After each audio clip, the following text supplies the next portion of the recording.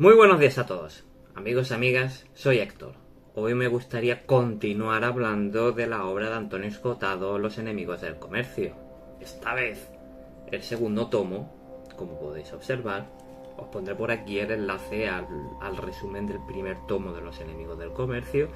Y como os decía, pues continuamos esta historia de una historia moral de la propiedad privada, como establece el filósofo Antonio Escotado. Resumir o comentar estas 600 páginas de este segundo tomo es complicado. He hecho una síntesis y voy a intentar trasladaros lo que yo considero que son las ideas más importantes, las más importantes que Antonio Escotado va esbozando dentro de su obra. Hacemos un recordatorio porque, como os comentaba cuando hablamos del primer tomo, Antonio Escotado divide las sociedades entre clerical militares y sociedades comerciales. Entonces ahí, según él, se inaugura un conflicto que, como bien decía Hesíodo, ninguna polis será próspera si trabajar es infamante y la vocación del mercader no resulta honorable. Esto nos dice la página 26. Sin embargo, estas palabras han sido constantemente rebatidas, sobre todo por aquellas personas e ideologías que consideran que la propiedad privada es un robo y el comercio su brazo ejecutor. Nos dirá Escotado que el cristianismo se expande como una ideología nueva en las ruinas del Imperio Romano, prometiendo poner primero a los últimos y renegando de rico.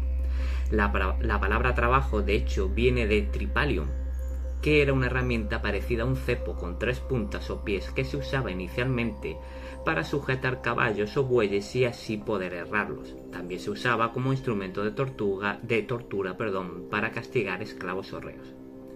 Si los romanos consideraban el trabajo algo indigno, el cristianismo hablará de Adán y Eva y de la expulsión del paraíso, sirviendo de correa de transmisión a sendos conceptos. Lo que primero nos plantea que si tú consideras el trabajo y el comercio como algo malo, es difícil que socialmente se pueda prosperar. Esa es una de las ideas que establece Escotado. Sin embargo, con el protestantismo, el mundo germánico y anglosajón desarrolló otro concepto de trabajo, más relacionado con el de profesión o maestría, entendiendo esto como el desarrollo de una actividad que interesa a terceros. Esta profesionalización es la base de las sociedades industriales. Ya el trabajo ya no es un castigo divino, sino yo me profesionalizo en algo porque sé que soy bueno haciendo eso y hay una demanda. Y por hacer esa actividad, pues me gano la vida. Todas estas transformaciones sociales han sido objeto de interpretación. Incluso se desarrollaron leyes de la historia, que las establece la página 38, como pudo ser la teoría de Carlos Marx, en la que el futuro estaba escrito como consecuencia de la dialéctica, cayendo en lo que se ha conocido tradicionalmente como historicismo.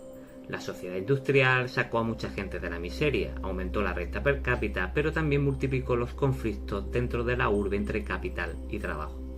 Como consecuencia de los cambios y las luchas, los visionarios, como ya en tiempo de la caída del Imperio Romano, se multiplicaban, y no dejaron de exponerse teorías alternativas al capitalismo incipientes que, como no, debían partir de dos supuestos: lo mal que estaba todo y el apocalipsis que se avecinaba, y la construcción, como no, de la alternativa en un mundo ideal. Malthus, en su ensayo sobre la población 1798, puso el grito en el cielo: la población crecía más deprisa que el alimento.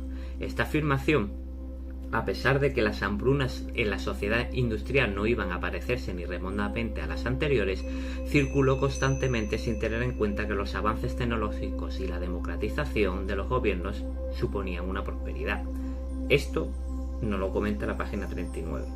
La llegada del Mesías o del Salvador es políticamente tan importante como en la religión, y en esto el comunismo se ha visto constantemente intoxicado por la búsqueda de lo absoluto, mundo ideal, por encima de lo relativo, las reformas constantes que han ido haciendo avanzar a las sociedades. Según Escotado, el capitalismo industrial impuso una exigencia competitiva, cosa estimulante solo para algunos, basada fundamentalmente en lo que se conoce como destrucción creativa, basada esta en la innovación y en la transformación tecnológica. Dicha tendencia hace que la economía se configure como un ciclo lleno de fluctuaciones, lo que a la postre provoca la crisis así como épocas de crecimiento. Las recesiones tienen como desencadenante una superproducción, al contrario de las anteriores al capitalismo, que eran crisis de escasez, que viene precedida de un crecimiento de los precios, lo que termina por obstaculizar la venta de productos y nos lleva a la consecuente deflación de activos. Escotado hace un repaso histórico no tanto a través de datos, sino a través de sus protagonistas. Nos planteará conceptos como la ley de Say, página 75, basada en que toda oferta genera su demanda, apoyándose en la descripción de un contexto y de un personaje, el hugonote J.B. Say. Así también se hará con otros personajes históricos como Saint-Simon, Proudhon, Bakunin, Owen, Godwin, Hegel, Engels, Marx, Lenin y un largo etcétera. Un elemento interesante que he visto y que me ha parecido curioso, y sobre todo porque puede satisfacer el espíritu curioso de muchos, es la parte que dedica a la llegada de los nuevos pioneros a la incipiente nación de Estados Unidos. Este advenimiento generará nuevas comunidades o comunas en las que se intentará plantear un nuevo mundo en el siglo XIX.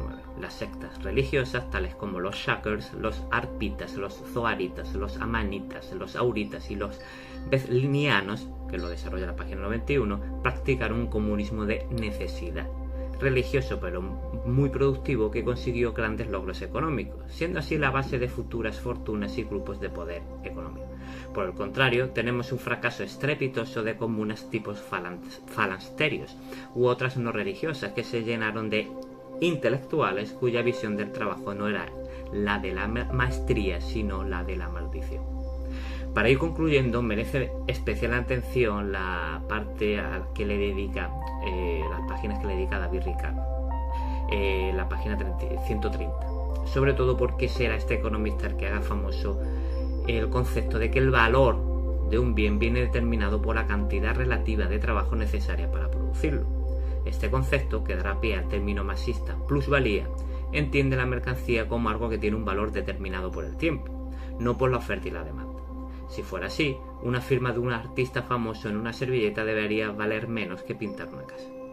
No tener en cuenta el valor añadido, nos dirá Escotado, será nocivo para Marx, según desarrolla el propio Escotado, puesto que, a pesar de que este último hablará del fetichismo de la mercancía y la diferencia entre valor de uso y valor de cambio, no tiene en cuenta que la oferta y la demanda funcionan como fuerzas dinamizadoras que hacen del mercado un sistema de información en que las decisiones de cada uno en su ámbito particular se concatenan de tal forma que así se determinan los precios. El autor le dedica a Marx un análisis intenso desde la página 369 hasta la 441, precedido por el análisis del comunismo científico y de la vida de Engels, gran amigo de Marx y riguroso analista social. Según este último, Marx sería Newton de las ciencias sociales al haber descubierto las leyes de la historia. La Primera Internacional, la Segunda y la Revolución Rusa, los conflictos sociales, los principales pensadores de unos siglos convulsos, son la base del contenido de esta vasta obra. Escritores, gobernantes, sindicalistas, inventores, un auténtico repaso histórico a nuestra historia económica y social más reciente. Y aquí me detengo.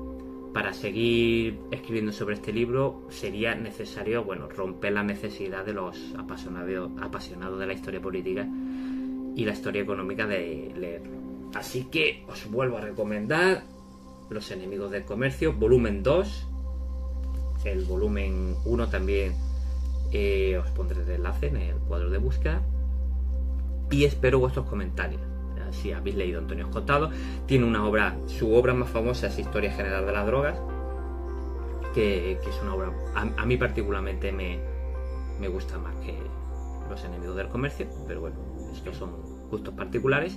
Y muchísimas gracias, dejadme comentarios, suscribiros al canal si veis que eso os interesa, le damos a like si os ha gustado el vídeo y cualquier cosa, pues nos vemos en el próximo vídeo. Muchas gracias y hasta luego.